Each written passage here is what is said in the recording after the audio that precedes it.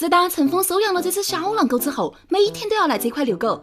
这天，他照常来到公园，发现一个条广场舞的大爷婆婆都没得，心下一喜的他赶紧和小伙伴们分开占领了休息室。这个房间了不得，难怪这些大爷们天天的收到。